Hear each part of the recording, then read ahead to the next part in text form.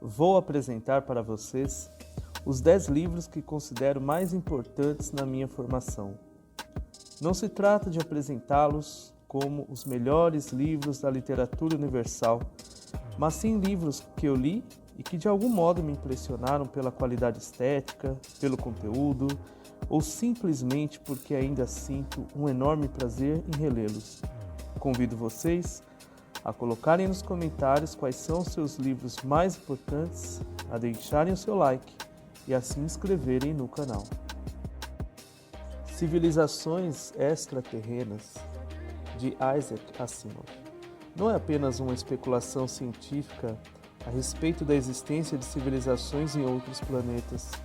Acompanhando a linha de raciocínio do autor sobre as probabilidades de existência de vida extraterrena, podemos verificar a enorme dificuldade que existe para que a vida que conhecemos se repita em outros planetas, considerando as teorias científicas a respeito da origem da vida. Posso assegurar que depois de ler essa obra, não me tornei menos criacionista, muito pelo contrário. São Bernardo, de Graciliano Ramos, me impressiona não só pela história, mas também por ser metalinguístico. Para quem não conhece, pelo título, acha que se trata de um livro religioso. O título se refere ao nome de uma propriedade rural. Temos ali um grande enredo, personagens bem construídos e ainda o próprio protagonista que nos coloca a par do processo de elaboração do livro. Paulo Honório precisa do leitor o tempo todo.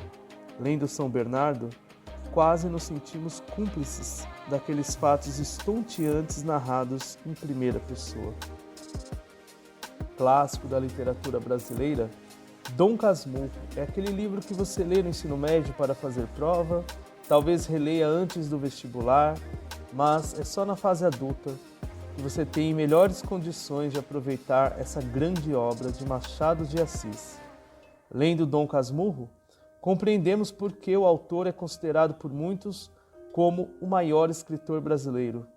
E também ficaremos por muito tempo tentando desvendar o maior mistério da literatura brasileira. Capitu traiu Bentinho ou não? O santo francês Luís de Montfort escreve um tratado para esclarecer qual é a verdadeira devoção à Santíssima Virgem e qual é o método para realizar a consagração a Jesus por meio dela. A devoção a Nossa Senhora é muito criticada pelos cristãos protestantes, mas nessa obra, em que se fala tanto de Maria, a mãe de Jesus, fica bem claro que ela está infinitamente abaixo de Deus e, comparada, portanto, a Deus, ela é menos que um átomo, é antes um nada. 6 propostas para o próximo milênio não é um livro de ficção. É a transcrição de uma série de conferências proferidas pelo autor já às vésperas de sua morte. Nelas, Ítalo Calvino fala das 6 qualidades que a literatura deve resguardar: a leveza, rapidez, exatidão, visibilidade, multiplicidade e consistência. Mais do que teorizar sobre o assunto, o autor dá exemplos extraídos da literatura universal. Se um viajante numa noite de inverno é para mim a concretização das propostas para o próximo milênio de Ítalo Calvino.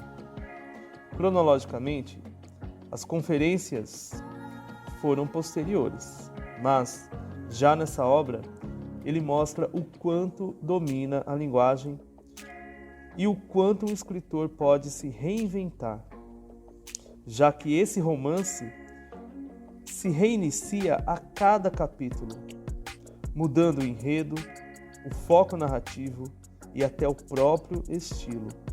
Grandioso. Conheci o livro depois de assistir ao segundo filme da trilogia.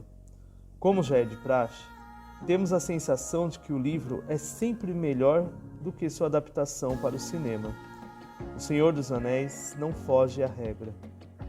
O filme é muito bom, Mas sem dúvida, a obra de Tolkien é grandiosa e inigualável. Ler O Senhor dos Anéis faz com que o leitor descubra um novo mundo, a Terra-média, cheia de criaturas fantásticas, mas ao mesmo tempo percebemos que todos os personagens e suas ações contêm a essência do ser humano e do nosso mundo. Cabe ao pequeno Frodo Bolseiro, em companhia de seus amigos, destruir o anel nas chamas da Montanha da Perdição. No seu trajeto, percebemos a atuação constante da providência. A Divina Comédia é uma espécie de compêndio da cultura ocidental, obra-prima da língua italiana. Dante Alighieri percorre os círculos infernais, sobe a montanha do purgatório e chega ao céu, culminando na visão da Santíssima Trindade. A Divina Comédia é um grande poema dividido em 3 partes, cada uma delas com 33 cantos, mais um de introdução, ou seja, 100 cantos, 14.233 versos dispostos em 40 a 50 tercetos em cada canto. Para compor a obra, Dante ainda criou o esquema de rimas chamado terceira rima. É considerado o pai da língua italiana. Conheci Grande Sertão Veredas na faculdade, quando meu professor de literatura diz que quando começou a lê-lo, não conseguiu parar. Ele teria lido essa obra de aproximadamente 600 páginas em algumas edições de uma só vez, sem pausa. Foi um acontecimento para ele. Digo que, ao ler Grande Sertão Veredas, também percebi que não era somente a leitura de um livro, mas realmente um acontecimento.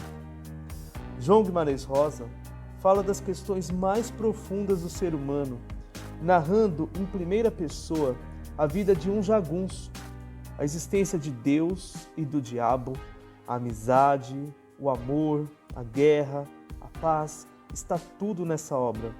Para isso, ele reinventa a linguagem com neologismos e estruturas sintáticas inovadoras. Encabeçando a minha lista de livros, que eu considero mais importantes, está a trilogia Jesus de Nazaré, de Bento XVI. É uma obra de um dos maiores intelectuais ainda vivos. O Papa Emérito Bento XVI, com um estilo primoroso e único, conta a vida de Jesus a partir dos evangelhos e dos estudos exegéticos. Nessa trilogia, vemos surgir a figura de Jesus, homem e Deus, sem distinção. A Ratzinger derruba as teorias que apresentam um Cristo da fé diferente do Jesus histórico. Trata-se de uma única pessoa, a segunda pessoa da Santíssima Trindade, que encarnou em nosso mundo e em nosso tempo, se fez homem, morreu e ressuscitou. Obrigado por ter assistido, por ter chegado até o fim e peço novamente que você compartilhe as suas obras preferidas, deixe o seu like e se inscreva no canal. Até a próxima!